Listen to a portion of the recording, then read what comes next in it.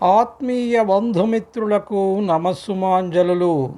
మనమందరం కలిసి శ్రీ భవిష్య మహాపురాణం గురించి తెలుసుకుంటున్నాం. శుక్లాంబరధరం విష్ణుం శశివర్ణం చతుర్భుజం ప్రసన్నవదనం ధ్యాయేత్ సర్వవిఘ్నోపశాంతయే. శ్రీ భవిష్య మహాపురాణము మధ్యమ పర్వము తరువాయి భాగము. అంకమహత్యము.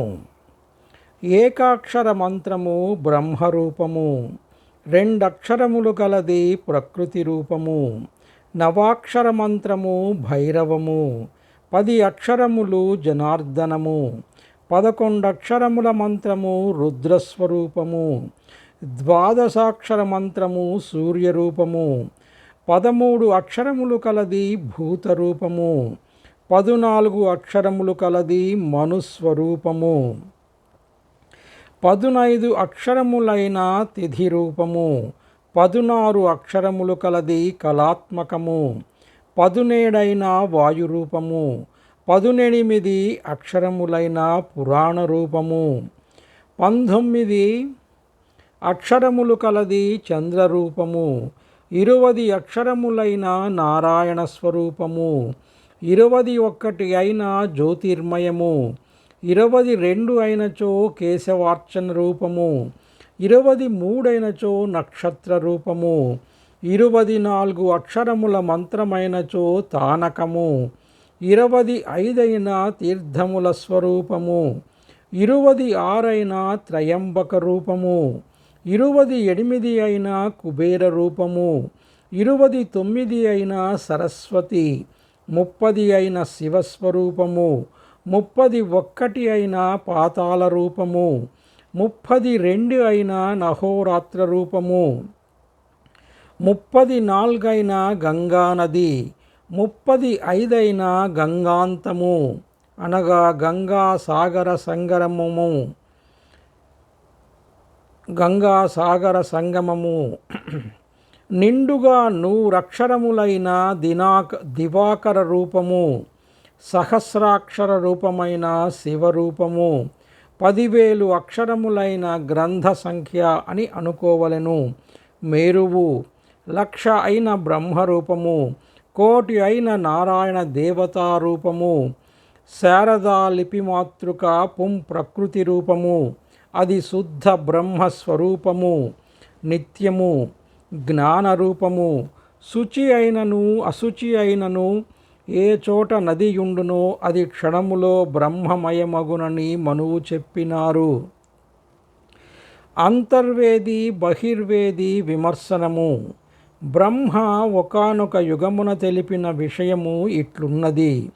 బహిర్వేది అయిన క్రియాకలాపము ద్వాపర యుగమున ప్రశస్తము. అంతర్వేది అయిన కర్మకలాపము కృతయుగ ప్రశస్తము. అది జ్ఞాన సాధ్యము. దేవతా స్థాపనము, పూజ, చలివిందలి పూర్తాధికము, బ్రాహ్మణ గురు పరిచర్య అనునవి బహిర్వేదికి సంబంధించినవి. రాజు ధర్మకారణము కావున రాజును ఆశ్రయించి బహిర్వేది క్రియాకలాపము నిర్వహింపబడును. బహిర్వేదియగు కర్మతంత్రము 87. అన్నిటికీ సారభూతము దేవతా ప్రతిష్ఠ, దేవాలయ నిర్మాణము, తటాక ప్రతిష్ఠ, గురుపూజ, పితృపూజ, అధివాసము, దేవతా ప్రతిష్ఠ, ప్రతిమా నిర్మాణము, వృక్షారోహణము, ప్రతిష్టా విధానము 3 విధములుగానున్నది. పూజ, హోమాదులు, దానములు మొదలైన వానిని బట్టి ఈ భేదము ఏర్పడినది. 3 రోజుల దీక్షతో 28 దేవతల ఆరాధనతో జరిగేది. అందు జాపకులు 14 ఉండవలెను. ఇది ఉత్తమ విధానము. అశ్వమేధ ఫలదము 4 యాజకులు, 13 దేవతలు, గ్రహములు, దిక్పాలురు, వరుణుడు, పృథివీ, శివుడు. ఒకరోజు దీక్షతో జరిపించేది మధ్యమ విధానము.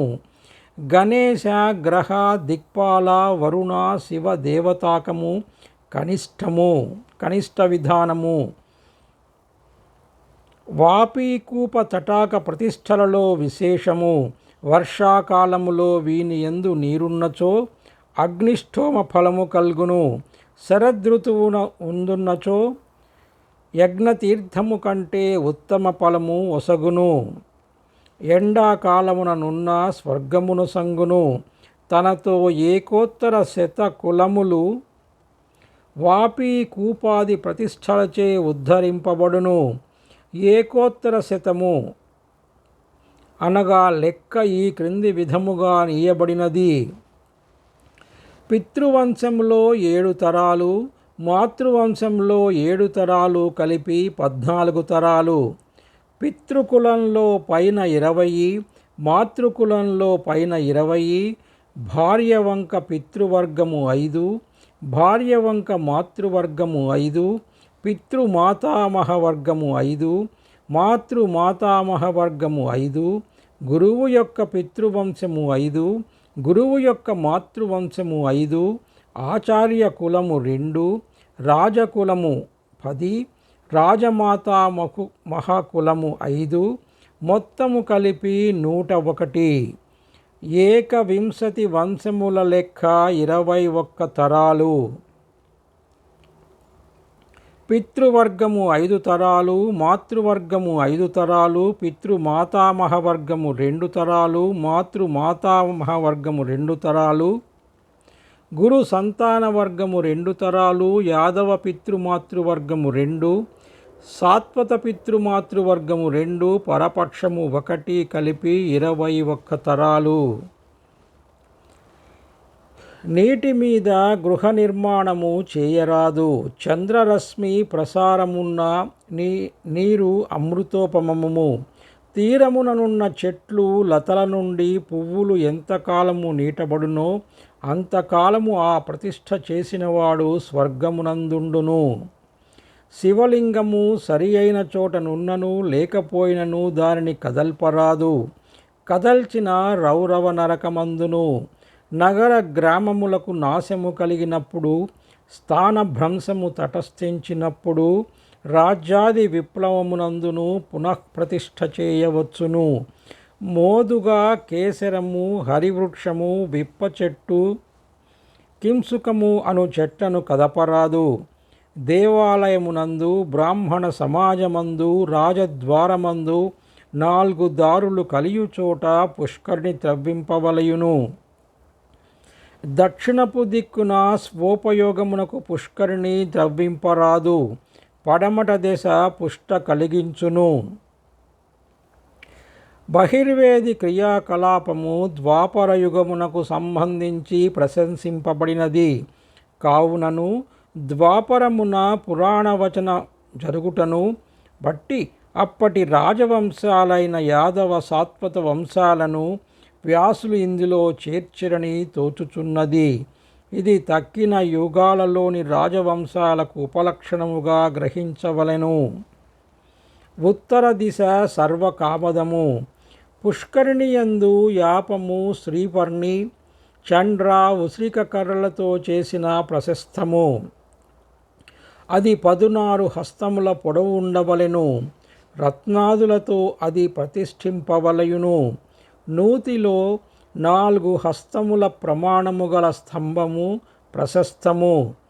యూపము నీటిలో ఎల్లప్పుడూ మునుగునట్లుండకూడదు.